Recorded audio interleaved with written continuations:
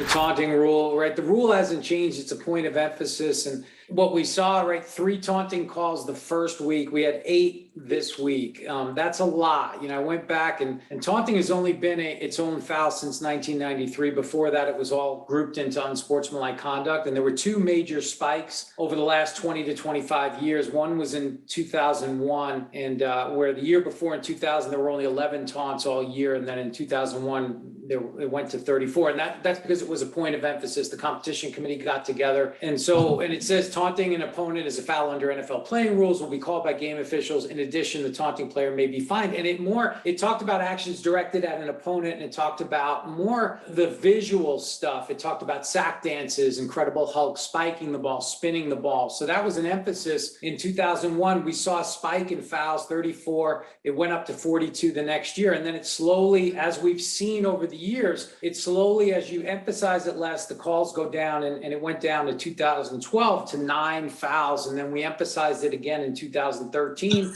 And it was more of the verbal stuff, the language in the committee report, use of abusive, threatening, or insulting language or gestures directed at an opponent or the opposing team's bench is considered taunting. The numbers went up in 2013 to 34, stayed pretty static, and then we saw a drop last year in 13. So the rule hasn't changed. It's all directed at an opponent. It's really the messaging. And what we're seeing, the directive from the competition committee, and even Ron Rivera, there was a story in Pro Football Talk about Ron, who's on the committee, talking about trying to prevent things from escalating. And celebration is great, and having that emotion is great, but trying to prevent the escalation into what he called a brawl. And again, I think it's the messaging. 8 in 1 week is a lot, and the officials are being directed on their training tape going into week 2. There were 3 examples of taunts, and the messaging was, this is not a talking to. If a player gets in another player's face, it's a foul, no questions asked. So the officials are doing what they're directed from the officiating leadership. So it's just a matter of, is the competition committee comfortable with this? Do they feel this is good for the game? We're getting the stuff that we want out of the game?